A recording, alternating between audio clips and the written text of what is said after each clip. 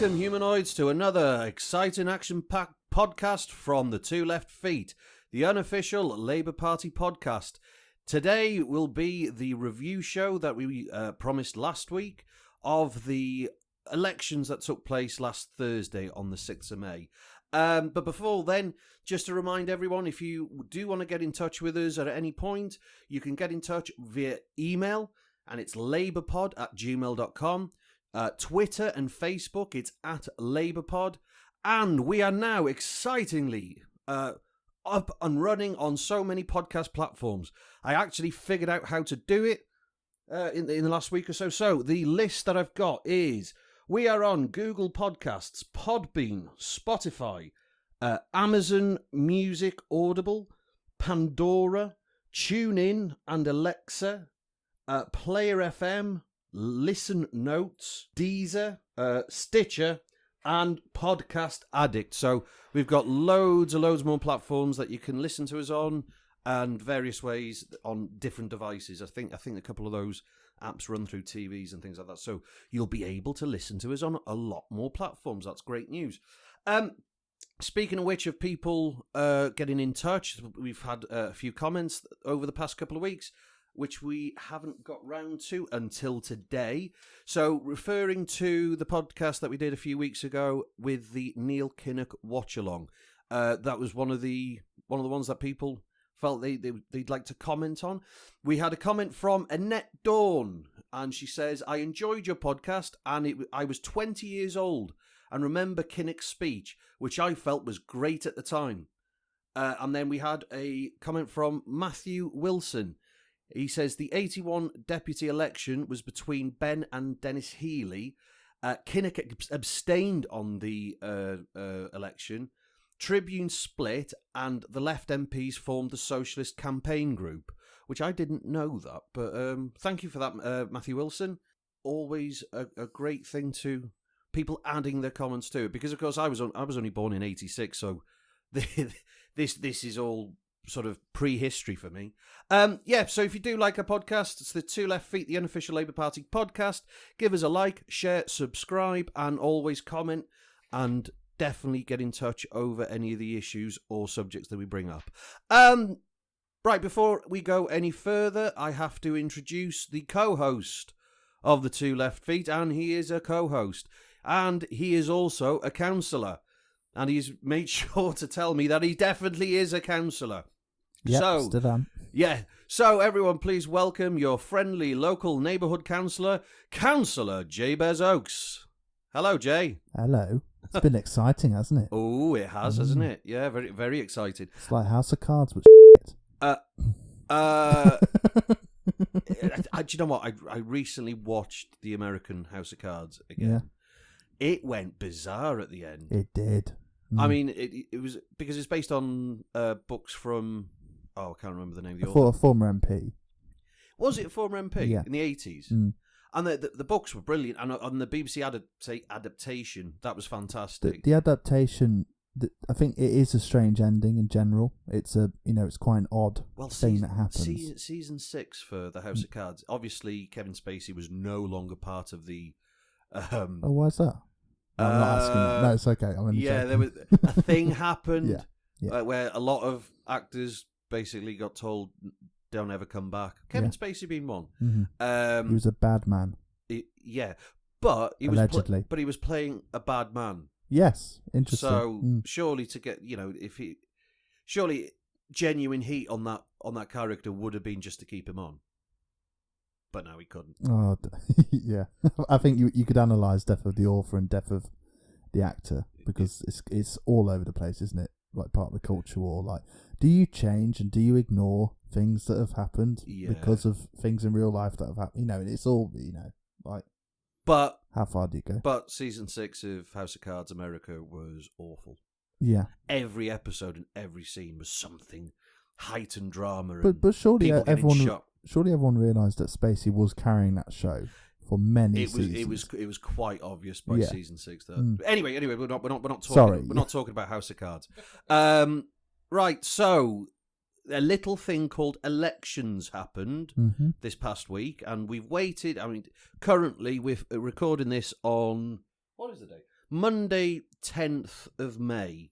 So, recording this on the Monday, I think you should be listening to this from the Wednesday, if I've had a chance to edit, which I think I will. There might be a few edits today. Maybe, yeah. Yeah. Oh my God, what the... Anyway, our predictions, some came true. A lot didn't. No. And one thing that our election prediction episode sort of highlighted is don't listen to us. We're awful at predicting. Oh, I think, yeah. I mean, and a testament to that is I've completely forgotten what I predicted. So, I think in short, what we predicted was that it would be a bad night in England, the English councils, which actually did come true. Sort of. Sort of. It's okay. I mean, a lot of councils went from no overall control to Tory. Yeah. That was pretty much most of their gains. Mm-hmm. Hartlepool, we said that was going to be a loss. And it was. And it was. And it was spectacularly lost. A spectacular loss, which Keir Starmer said that he holds himself responsible over completely and totally. So he sacks a load of other people. They weren't sacked though, apparently. No. That's the new thing. Yeah. They were promoted. Losing your job and getting a worse job is not sacking anymore. No. And it's not called demotion. It's reintegration, re-establishmentarianism, Reformation. Reformation. Yeah. Did you see the interview the next day on BBC with Keir Starmer? Yes. What did you think of that?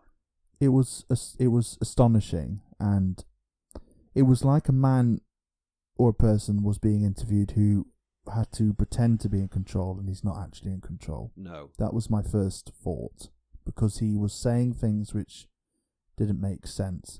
No, I thought he was having a mini meltdown. Yeah, and it didn't just make sense in sometimes politicians say things which don't make sense. It didn't make sense at all. In like there was no way of reading what he was saying. He kept on repeating, we have to reconnect with the voter, we have to face the voters, or face the electorate. Yeah. And then the interviewer was saying, well, you've just faced the electorate and they've rejected you. Yes, and that's why it didn't make sense, because she was able to come back with, can you please clarify what you're saying every single time? And then she was going, sorry, I don't understand what you're trying to say.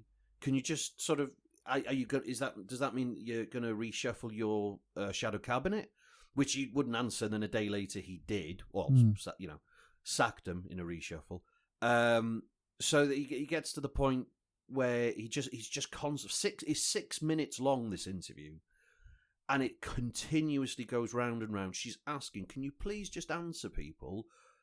A lot of people on the doorstep were saying, "We don't know what your policies are, what you stand for," and most of the Hartlepool by-election result wasn't. There were a handful of people who went from Labour to Conservative in terms of voting, but one of the if you look at the stats of it, it wasn't so much that there were new Conservative voters; it's that the Labour vote didn't turn up. Oh, absolutely. I mean, if you look at it, there's two things that happen. The UKIP side falls, UKIP disappears, was completely gone, and then the Tories take up those, which is fine. Not all of them. Not all. I'd say if we've seen if this you look elsewhere. at other constituencies and councils, that UKIP vote is actually split between. Well, same in Wales as well. The normal part. Well, I said the mainstream parties. Because the whole concept of leaving the EU, it wasn't a right wing thing, even though a lot of people seem to believe that. A lot of left wingers voted to leave as well. Anyway, we're not getting into that whole thing.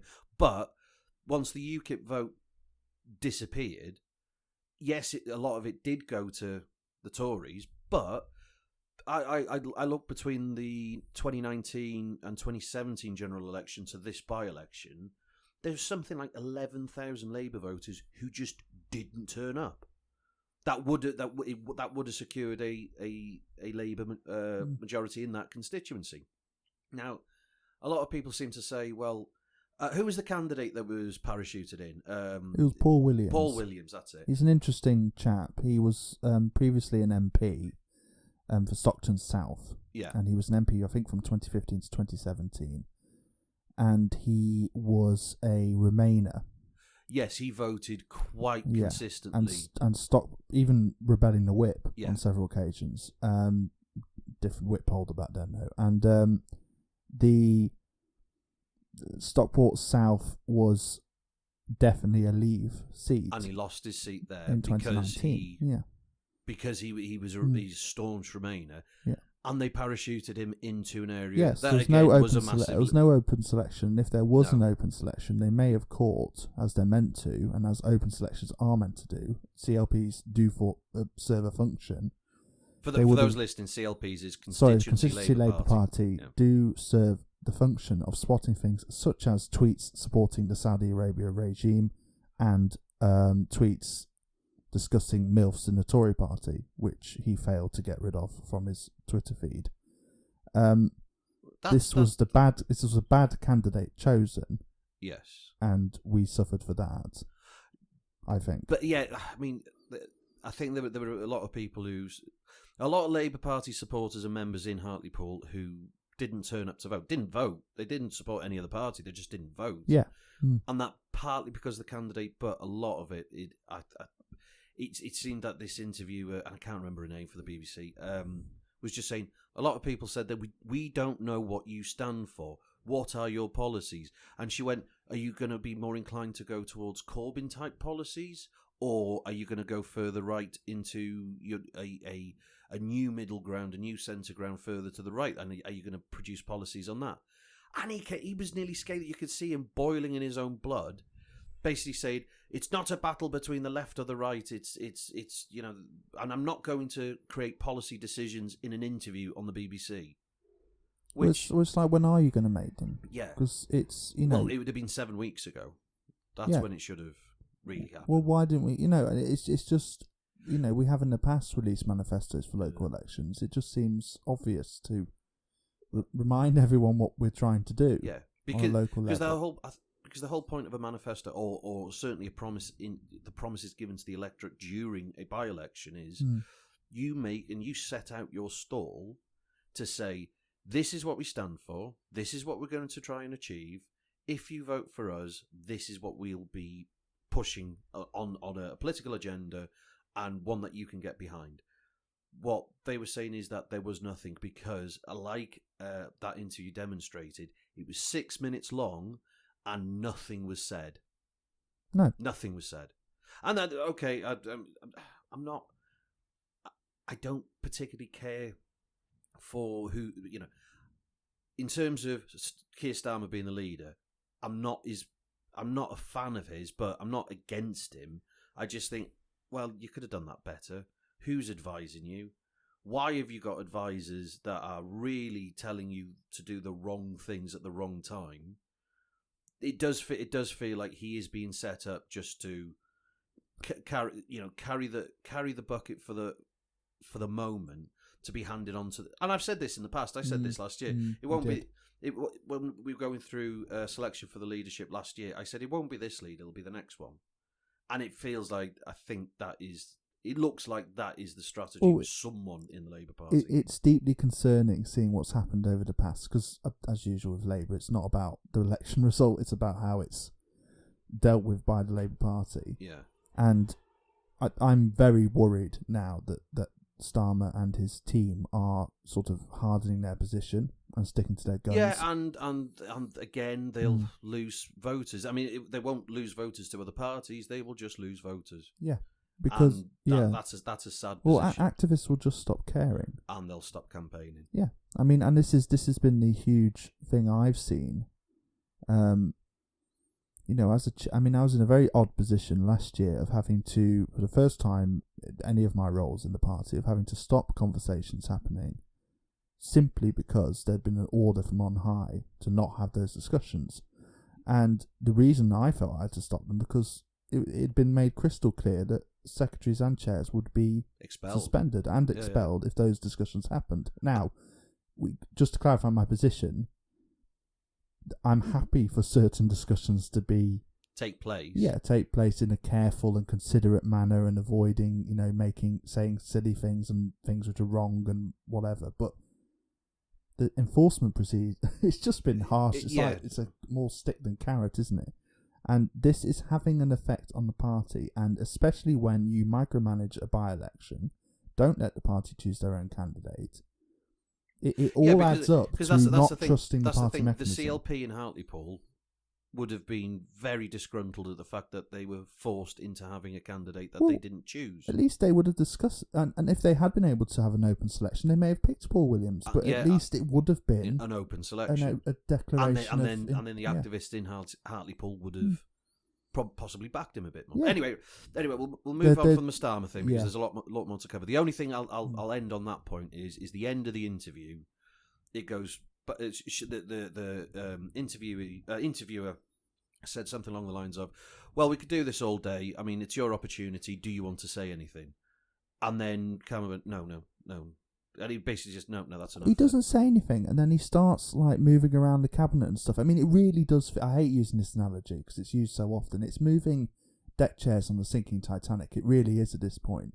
And it's worse because not only are we not moving we're not even moving the deck chairs, we're discussing moving the deck chairs and whether the Titanic should still be called the Titanic. It's just insane to me. Let's just clarify. That's English Labour. Yes, English Labour. No, we can move on to the good news if you like. But it's an absolute rude word. But and then when it comes back, and when she ended the interview and it went back to the studio, Hugh Edwards basically. There's obviously he's under a lot of pressure and a lot of stress. Did he really say that? Yeah. That's odd. But in a way that he was trying to sort of justify that weird interview that just happened. Obviously, Keir Starmer's under a lot of pressure, but we'll see what happens and developments in the future. And he moves on. Right, we'll move on too because speaking of Hugh Edwards, why? He said something just because it does tie into Wales. He said something very interesting about like Welsh nationalism and how it operates and how it's different to Englishness or patriotism. Because I think he was sort of correcting an English reporter, and basically saying, look, it's very different. You can't just think that nationalism in Wales is like nationalism everywhere. It is nothing like. It's very tied to culture, very tied to language and art. Well, yes, culture, and. Oh, sorry. Are those the same thing? So I was going to say something else then. Depends what art it is. No. I just thought that was interesting, and I think it's interesting with Plaid, the situation we're going to have in the future, because they're going to be the ones we need to take votes. Well, from. all right, are we doing the Senate first then before we do the other ones? So in that case, we were completely wrong on our predictions. Because one of the things that was reported in the weeks leading up to the Senate elections was Mark Drakeford's seat was in jeopardy. Yeah. Which it wasn't. No. By a long shot.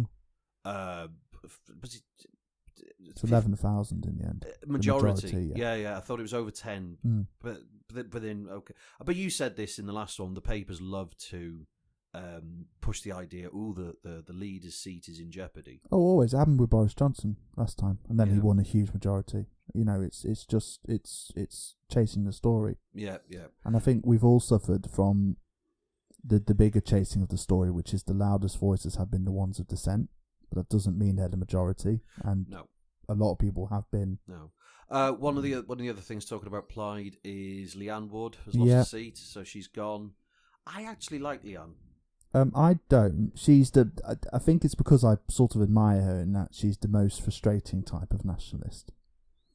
In that she's very good at building a new picture of what Wales could be. Yes. And sort of detracting and disengaging itself from the United Kingdom, and that's just really difficult to deal with as a unionist. Because, I did like her as a politician. I thought she held that party together for as long as she possibly could, in difficult circumstances.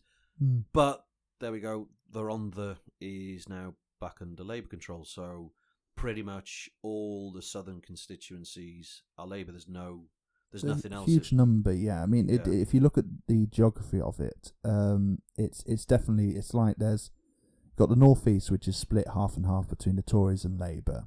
The west is all now Plaid, including Ynys Môn.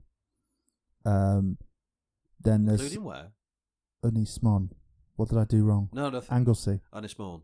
Ynysmon. That's what the little roof is, isn't it? Yeah. Okay. Ynysmon. Sorry, I don't mean to be patronising. It's just, no. I just know there's people listening to this are going, oh, that was weird. No, but a lot of people will know it as Anglesey, which now which is, we should call it by its Welsh name. Ynysmon, Yeah, and but just like the Wither. Yes, absolutely, completely agree. Snowdon. Choo choo. Yeah, that's it. Yeah. We didn't get any graphics this time. No, we didn't. That was upsetting. We got no graphics at all. There was very little coverage. Mm. Sorry, I know this is a slight tangent. No. What you were about to bring up, but we were looking forward to another train going up Wither. Yeah. Or nothing that we did. We got no Jeremy Vine. We had nothing. Nope. Because these elections didn't matter to. Well, I think they were held over several days as well, weren't they? There wasn't that sort of intense. No, because that's why we've had to wait until the Monday to do this podcast because we're waiting for the PCC elections. Yes, which took ages. Yeah, but they're more complicated. Sorry, carry on with. No, it's just then there's a sort of on the English border. There's a load of Tory seats, and then obviously you've got the to the west the coastal, which have always been Tory or very often Tory, and then there's a huge block around Cardiff and Swansea, which is now solidly Labour again. One Lib Dem regional seat. Yes, we've got a regional Labour, yeah, which is good. Carolyn Thomas. Yeah. Congratulations to Carolyn. I think that's probably because we also lost a constituency, which was the Vale of Clwyd. Yes, which was always 300 votes up for contest because Anne Jones was a great constituency AM. Is it Anne Jones? It was Anne Jones. Yeah. Retired. Retired. Not was as in but Hannah Blythen came back. Yep, Hannah Blythen. Jack Sargent. Yeah. Yep. Good lad him. And also a mention to because we're in the constituency Clwyd West. Josh Hurst. Yep. Great result. Not the best result. Well, it's still second, and but increased the vote share in Clwyd West 8.6%, I think. I thought it was like 24% in terms of because it went up from 5,000 and a bit to 8,000 and a bit. But turnout went up. Yeah. Oh, right. Is that how it's worked?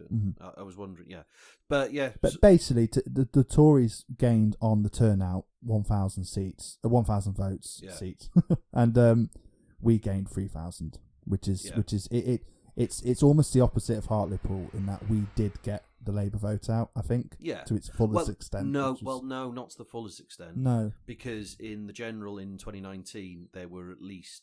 13, 14,000. But the turnout's so much higher. But again, it's getting people out. See, one of the things I would, do you know what? I might even think about as a motion to conference is for mandatory voting, like the Australian way of doing it. Yeah. So you have to vote. Well, that's a recent suggestion from the Tories, isn't it? It's voter ID. We could get onto that. No, voter ID. Yeah. No, I know you mean compulsory voting. Yeah. So none of the above vote as well. It doesn't matter if you don't want any of them. You can still vote for none of the above. Well, yeah, or just spoil your ballot paper. Spoil your ballot paper. There's many ingenious, the most hilarious ways you're giving the counters and the observers much more entertainment if you spoil your ballot. Trust me, it's amazing. We've both been at a count. Yeah. We were at the 2019 general election count in North Wales, and we were observers, and you get the tellers and say, "Oh, can you please come over?" And representatives from each party come over and have a look at the spoiled ballots. I promise you, they do get read, and for a small number of people who read them, they do give a bit of a chuckle as well. Oh, it's good. Yeah. It's good. It's people enacting their. Yeah, they've made the effort to go and vote and tell everyone that they're rubbish. Yeah, it's great. Yeah, in various different pictorial and. Written way. No, it does happen. You hear stories all the time of people drawing various things on ballot papers. It does genuinely happen. Yeah, it's brilliant. And it's do you know there was one that someone I don't think we should talk about specifics. Well, no, it's not specific to any person. Yeah.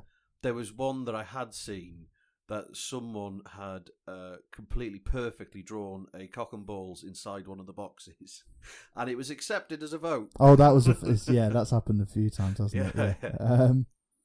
But anyway, yeah. sorry, let's finish up with the Senedd. So working majority, Working 30. majority, yeah. 31 is for a overall majority, but Mhm. a working majority of 30 in a house that holds 60 seats. Yeah. Really good result, to be fair, Mm. because the Senedd isn't set up to have an overall majority. It's sort of the way that it works with. It's meant to work proportionately, so it's meant to create a proportional situation, which never really gives a opportunity for overall control, because no.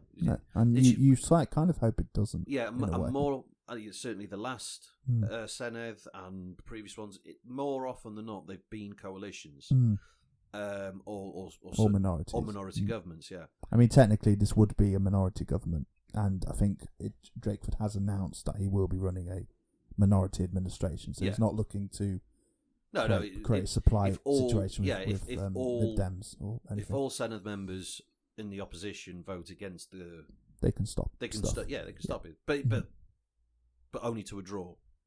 Yeah, which means it isn't passed. Yeah. So that's the situation, which is what we could hope for, and we were absolutely wrong, I think.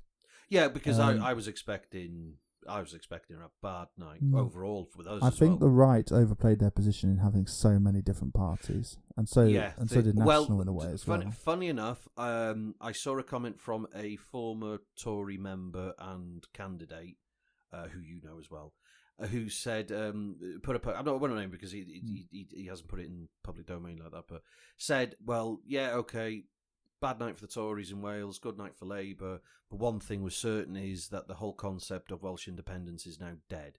Oh, I know you're on about, yeah. He's not a Tory anymore. No, that's what I said. Yeah. That's why I said you said former, didn't you? Yeah. Sorry, yeah. Okay, I don't completely agree with that. I think it just goes to bed for a little while longer.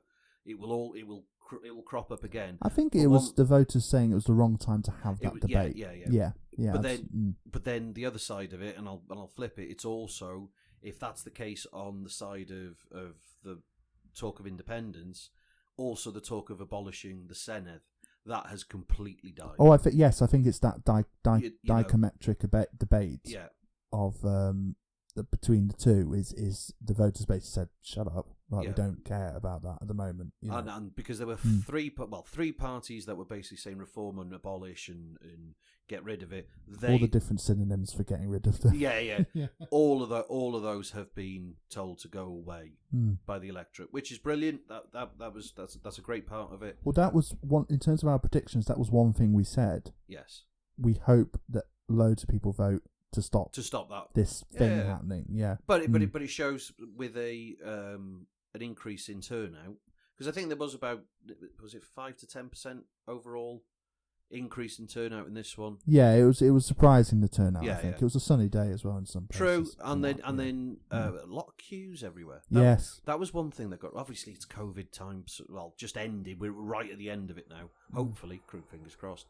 But yeah, a lot of people complaining that they were in queues for quite a long time to get into the polling booths. Oh, absolutely. I think. Yeah, I mean, it was. There were a few things I was just thinking this maybe could be done a bit better. Yeah, but then hopefully I have one rule, which is never complain about voting staff, because they have to work so And no, it's not. No, I know you're not, but anyone who's just like the work they do, they're often working on the fly. They're dealing with random stuff that happens all the time, and not with the right equipment a lot of the time. Yeah. So I got there at 5 o'clock. I put my paper in, and the ballot box was nearly full. Oh, really? Yeah, and I was there thinking, if this ballot gets full, that's going to be a nightmare for And I was. I thought they had spares. I thought they always had a. They probably do, but they might not, and that's what I think. I just think it's such a. Can you imagine if something went wrong at one of these polling stations in the middle of nowhere, and it needs to be dealt with because people need to vote? I just think these people, and they're there. A lot of them are there the whole day. Yes. Yeah. I just think that's great. Yeah. Well, no, not great for them. No. Well, no. It's a testament to the democracy. And I think when sometimes you get the candidates who thank all the polling staff and everyone. I think some people take that for granted, but genuinely, especially in the COVID times, thank you to everyone who across the country who helped out in the polling stations. But then, hopefully as well, this will be the last time we have restrictions until the next disaster, but certainly for the COVID chapter, we need that needs to put it to bed now. Right, moving on. Scotland. Yeah. Do we have so one of my predictions from Scotland was Alex Salmond's what did he call it? What part did he call it? Alba. Sorry, I was trying to think which fish it was. No, it's not a fish. It's not a fish. This wasn't a fish name. It's the native name of Scotland, which apparently is said slightly differently to how. Well, in Welsh we call that area Alban. Alban. That's it. Alban. Yeah. Yeah. And Germany's Almain, isn't it? Almain. Yeah. That confused me as a kid. Yeah. And then he called it Alba or something like that. Some sort of there's a softening of the B. Anyway, it's a. So how did they do? Yeah. Because I haven't they really got nothing. Listen. They got 1.7% of the regional vote share because they obviously asked people to. I think they only stood regionally, so they got 1.7%, and won no seats as a result. Overall, I think that's a dead story now. I think hopefully the party. Well, I don't know if it's a dead story, but dead fish, perhaps. Yeah, well, an ex-fish. This is I'm not going through a Mm. Monty Python sketch there. No, with I reckon he'll continue to push that. I think considering was it a month before elections were called that he set up the party? I think he's going to push because we said in the last time we discussed it. It's now getting to the point where Scotland is on the way. It's got its independence. Well, it's fallen short of a majority. It's exactly the same as Welsh Labour. Actually, it's got halfway. So it's got a working minority. Yeah. But the one thing that's always forgotten in Scottish politics is that the Scottish Greens support independence. So, they do actually have a majority to get independence.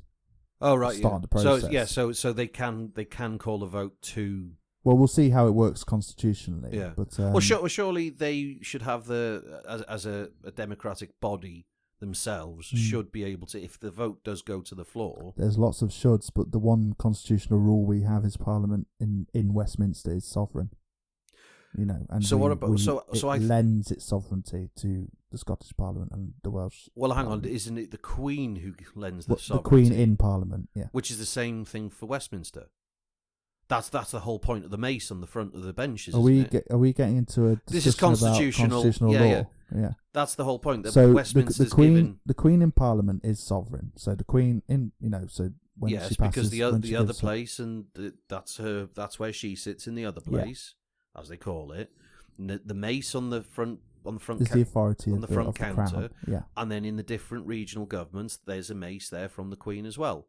But that's not actually how it functions legally. But that's how the point is tomorrow Westminster could pass a bill which abolished both the Scottish Parliament and the Welsh Assembly, and there is some debate among legal scholars as to whether that could actually happen because of the referendums involved. You'd be going against the will of a referenda. Of several. Oh, imagine that. Yeah, so not getting into that debate with you. But I think the point is that the constitutional issues surrounding the steps that Scotland will have to take to reach independence are going to have to be hugely compromising, and they're going to be very fiddly, and there's going to be a lot of big sort of statements made about sovereignty and popular sovereignty. I think, and it's worth remembering the reality, which is. Yeah, Parliament in Westminster. I think it should be that if a sovereign government and the mace from the Queen on the front of the desk there means that, for me, that is sovereignty lent. However, I mean, it shouldn't be able to be taken back by another body that should have about equal power. Well, there is case law to suggest that, but it's not. Anyway, let's not get bogged down in constitutional rubbish. So SM, you brought it up as a point of interest, and then you've sort of. It's always worth mentioning though, because I think a lot of people forget that it's not a done deal. It really isn't. Right. So Scotland overall, SNP increased vote 64 seats, a vote share increase of 1.2%. Which again for me is saying that more people in Scotland are saying independence is on the way. Yeah, pretty much. Right. So, any interesting points of interest from Scotland? Because I haven't really seen much on the news about it. I haven't. To be fair, my work over the past weekend has been quite busy, so I've not really seen anything. I'm very sorry, listeners. But no, that's good news, and it's good news that we're all getting back to normal. I think it's worth noting for us, Labour, that we had a leadership change in Scotland in February. Yes. So, how Kezia Dugdale was.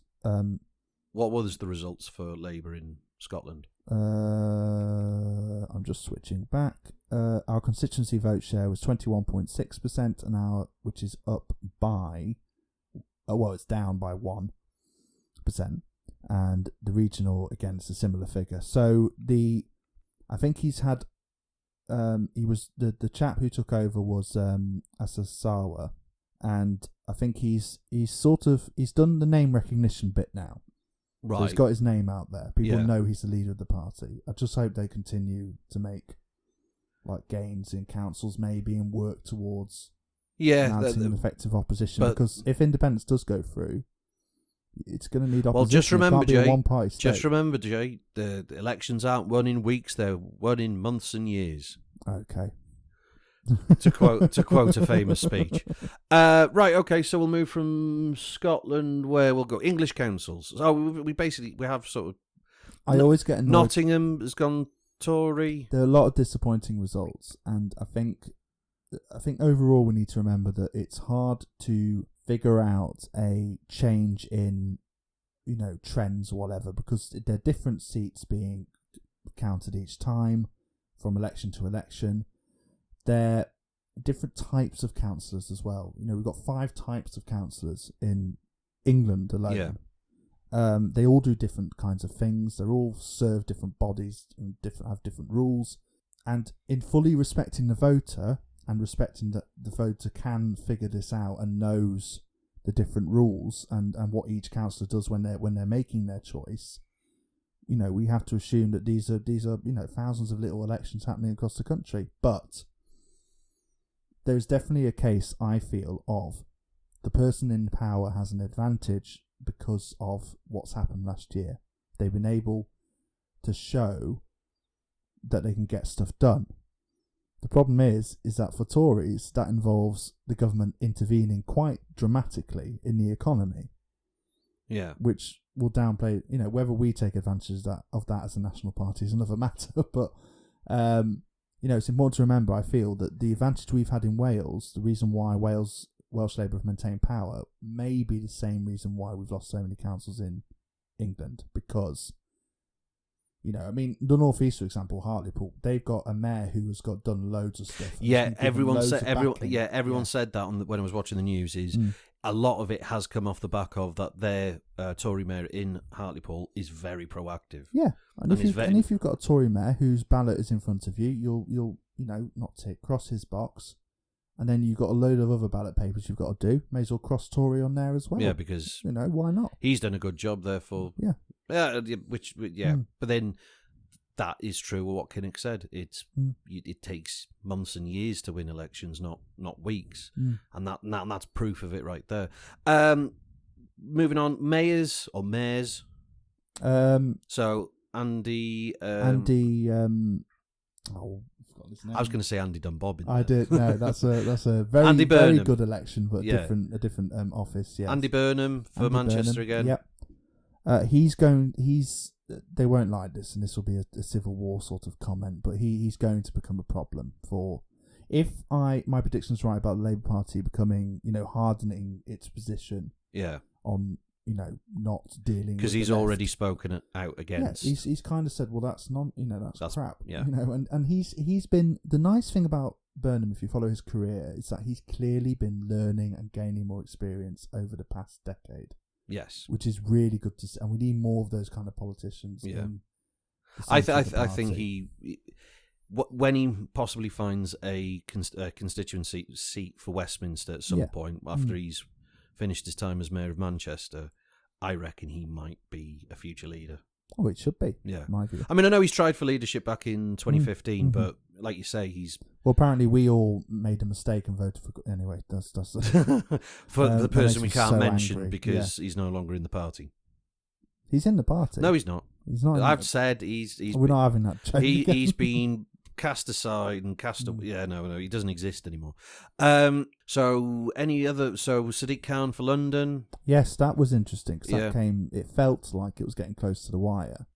And actually it wasn't. And it was all right in the end, Yeah. But Sean Bailey, the Tory candidate, he made it funny. If I had an extra month, I would have been able to win it. And then someone pointed out underneath, you had an extra year. Yeah. Right, we delayed it a year. And you still lost. Well, it wasn't him that was the candidate for what would have been last year. That would have been Rory Stewart.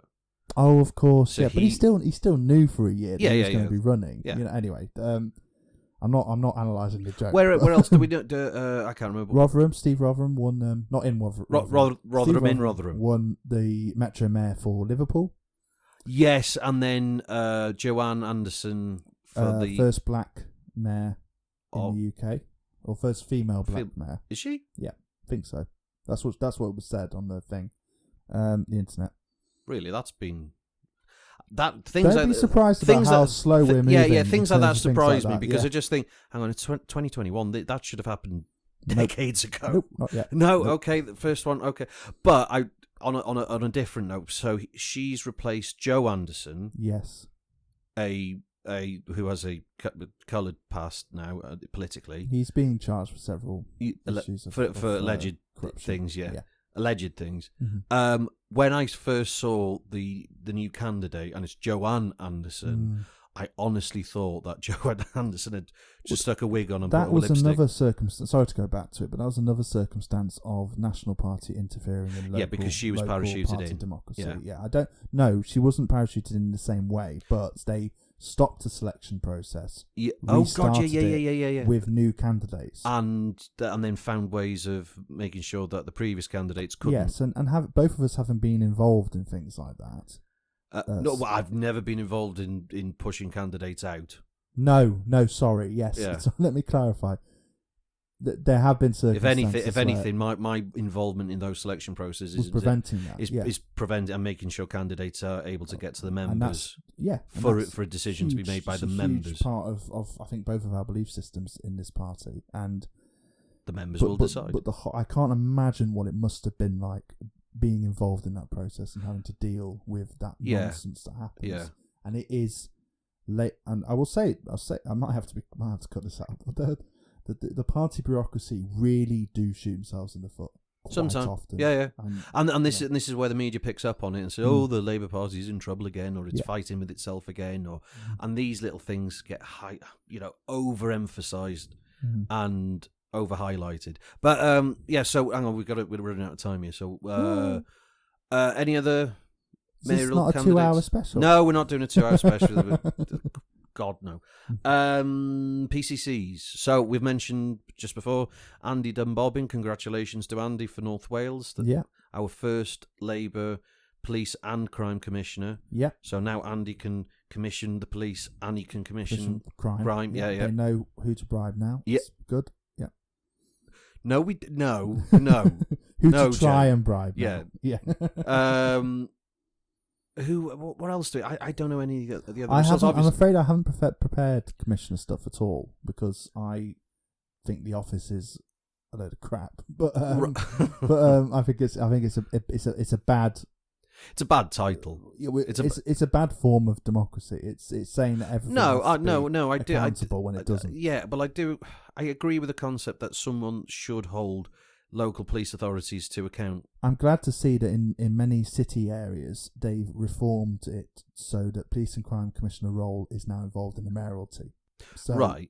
I think Andy Burnham, for example, is also the police and crime commissioner for Manchester as well. Okay. Makes it so there's still accountability, but it makes more executive. That makes more sense. Yeah. Well, especially a mayor, like an American mayor. Yeah, it is because that's exactly because that's the system that they have.